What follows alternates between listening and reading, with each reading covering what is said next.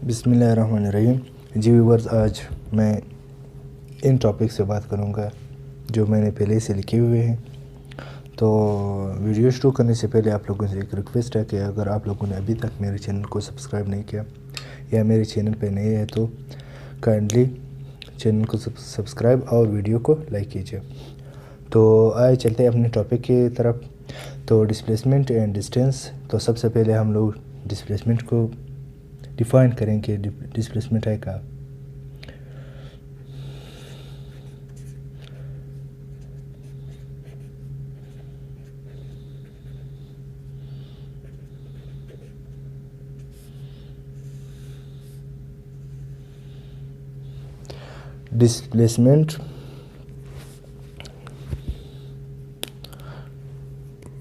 Displacement is the shortest distance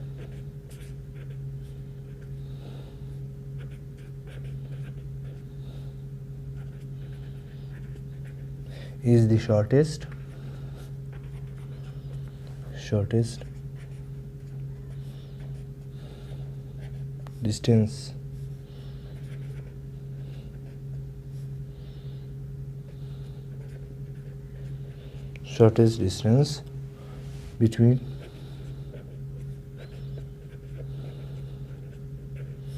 two points.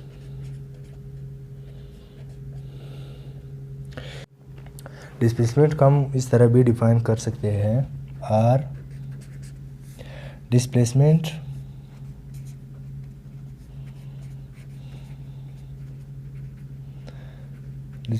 is the shortest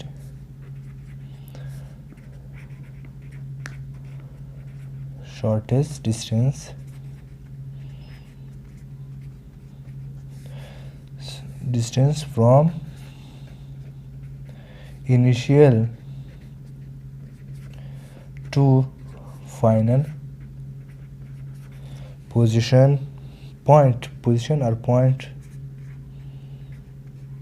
which has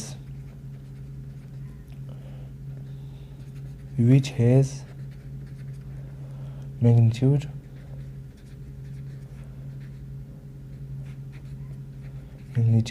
and direction.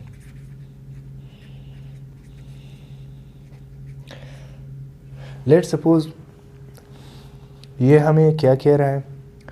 Displacement basically जो shortest सबसे कम distance है किस चीज़ के दरम्यान? दो पॉइंट्स के दरम्यान, या द डिस्प्लेसमेंट शॉर्टेस्ट डिस्टेंस है इनिशियल पोजीशन से फाइनल पोजीशन तक किसी चीज़ का। लेट्स सपोज ये एक पॉइंट है, ये दूसरा है, ये तीसरा है, चौथा है, पांचवा है। अभी इस पॉइंट से जिसको हम लोग इनिशियल नाम देंगे, इनिशियल, इस पॉइंट से इस पॉइंट तक अगर हम लोग डिस्टेंस कवर करें तो इसे हम लोग डिस्प्लेसमेंट का नाम देते हैं फाइनल। इन दो पॉइंट्स को, एक पॉइंट्स को मैं गोल दायरे से इस तरह शो करूंगा, दूसरे को इस तरह शो करूंगा। यहाँ से यहाँ तक शॉर्टेस्ट डिस्टेंस को हम लोग क्या कहते हैं? डिस्प्लेसमेंट कहते हैं। इसी तरह इन दो के दरमियान मतलब इसका एक ख़ास मतलब ये इस डायरेक्शन में जा रहा है, which has magnitude and direction. इसका एक मैग्नीट्यूड भी होगा और डायरेक्शन भी होगा। तो सबसे कम डिस्टेंस को, सबसे कम फासले को हम लोग डिस्प्लेसमेंट का नाम देते हैं। तो अभी मैं डिस्टेंस को अगले पेज पे मैं डिस्कस करूँगा। अब हम लोग डिस्टेंस को डिफाइन करेंगे। The length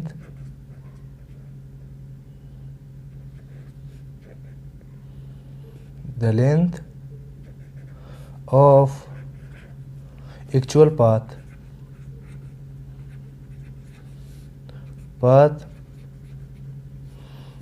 followed between two points points is called distance। यानी दो पॉइंट्स के दरमियान जो फासला कवर हुआ उसे हम लोग डिस्टेंस का नाम देते हैं। लेट्स आर द पार्ट, हम लोग इसको कुछ इस तरह भी डिफाइन कर सकते हैं। Or the path followed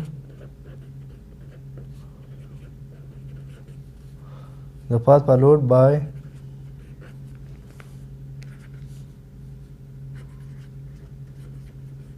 body का इज कॉल्ड डिस्टेंस।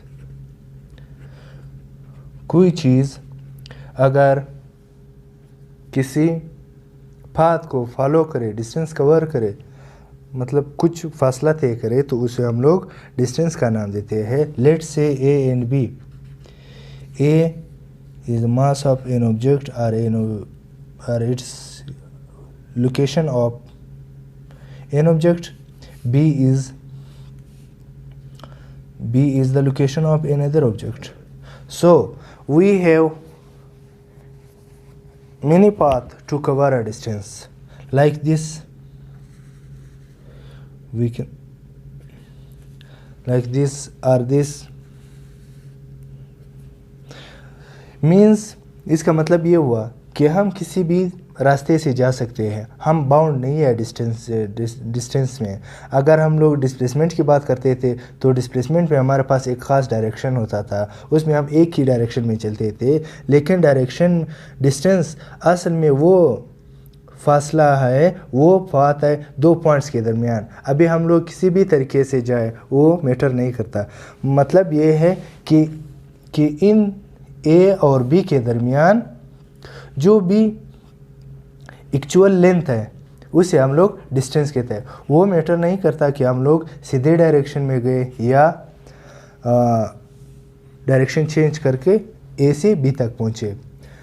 तो अभी मज़ीद समझने के लिए मैं स्पीड, वेलोसिटी दोनों को मैं डिफ़ाइन करूँगा पहले, फिर बाद में इसका एक्सप्लेनेशन भी दूँगा। तो स्पीड क्या है?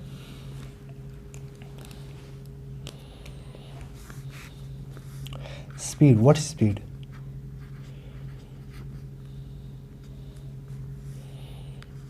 बहुत आसान है। The distance covered by a body in a unit time is called speed.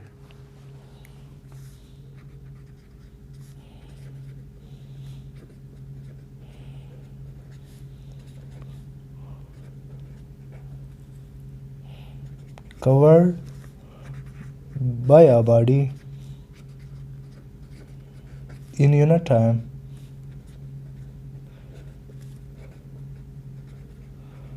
is called speed। यहाँ क्या हुआ?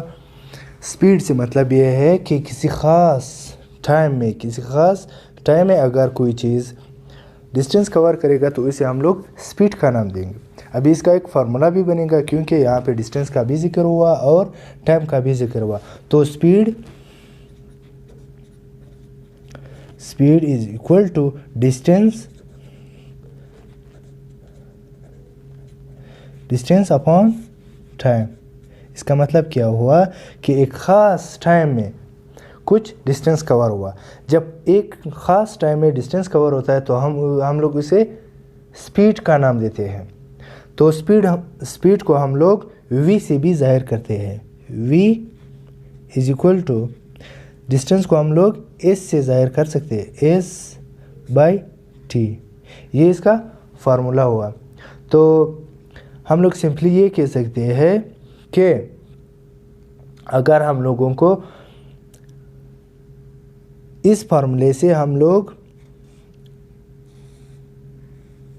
स्पीड, डिस्टेंस और टाइम दोनों निकाल सकते हैं। अगर हम लोगों को स्पीड दिया हुआ हो, डिस्टेंस दिया हुआ हो तो हम लोग टाइम निकाल सकते हैं। अगर हम लोगों को वेलोसिटी और स्पीड दिया हो तो डिस्टेंस मालूम तो डिस्टेंस मालूम कर सकते हैं। एक्सेलरेशन में हमारे पास रेट ऑफ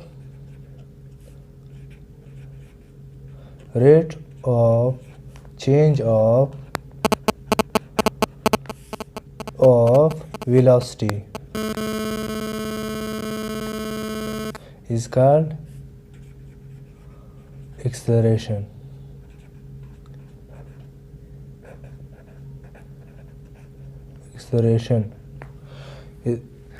रेट का लफ्ज़ जब आ जाए तो इसका मतलब ये है कि इसमें टाइम लगा। जब किसी बॉडी की वेलोसिटी एक पॉइंट से दूसरी पॉइंट तक चेंज हो जाए तो उसे हम लोग एक्सेलरेशन कहते हैं। लेट्स से अ बॉडी हैज़, और दूसरी तरफ भी डिफाइन कर सकते हैं हम इसे, when a body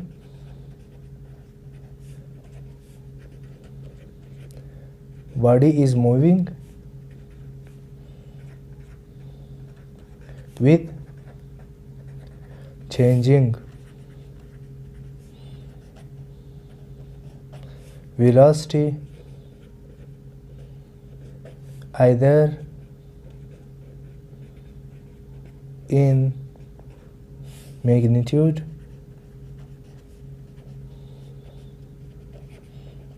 or direction or both, then a body is said to be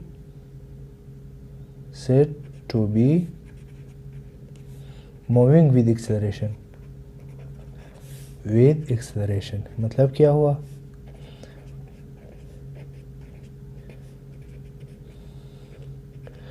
अगर कोई बॉडी मोशन कर रही हो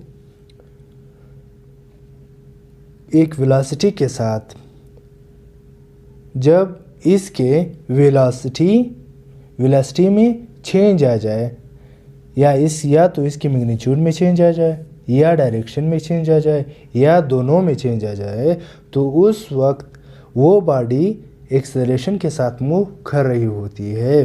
अब इसका formula very simple, acceleration is equal to change in velocity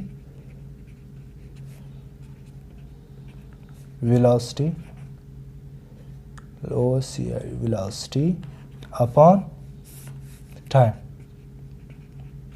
जब एक ख़ास टाइम में वेलोसिटी में बिगाड़ आएगी, चेंज आएगी, तो उसे हम लोग एक्सेलरेशन का नाम देंगे। तो सिंपली हम लोग ये कह सकते हैं A is equal to delta mean change V/t।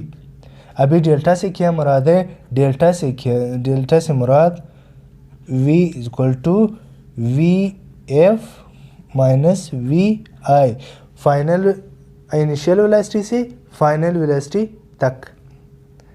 हम उसे इनिशियल वेलोसिटी से काउंट करेंगे फाइनल वेलोसिटी तक। A is equal to VF minus VI upon T। तो ये हमारे पास एक्सेलरेशन का फार्मूला है, जिसमें VF हमारे पास किसी बॉडी का फाइनल वेलोसिटी होगा, फाइनल वेलोसिटी, क्योंकि हम हर वक्त फाइनल से इनिशियल को हम लोग निकालेंगे, सब्ट्रैक्ट करेंगे। तो VI हमारे पास इनिशियल वेलोसिटी है,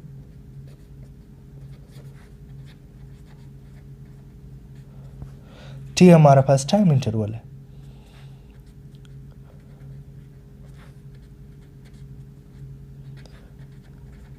जब किसी अब अगर हम लोग इसके जो यूनिट्स देख ले तो इसके यूनिट्स में आता है velocity acceleration is equal two units.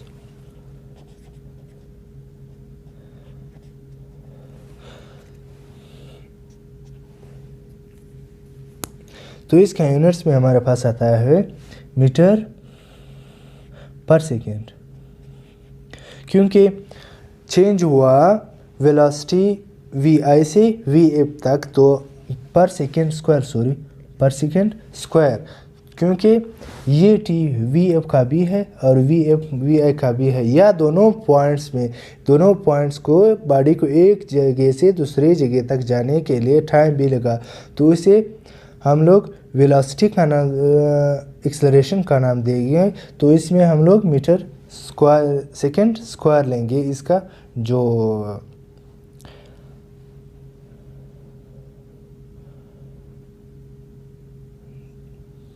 Units है। अब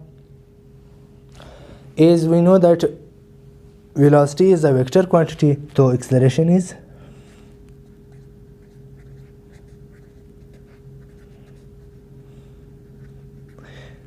वेक्टर क्वांटिटी, क्योंकि इसमें डायरेक्शन की ज़रूरत होती है।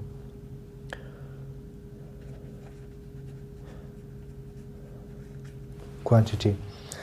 सो आई होप सो आप लोगों को ये एक्सेलरेशन, वेलोसिटी, डिस्प्लेसमेंट, डिस्टेंस का कुछ ना कुछ तो समझ आ ही गया होगा। तो अगर वीडियो पसंद आए तो इसे लाइक ज़रूर कीजिएगा और अपने दोस्तों के साथ भी शेयर कीजिएगा, क्योंकि इससे हमारी हौसला अफजाई होगी।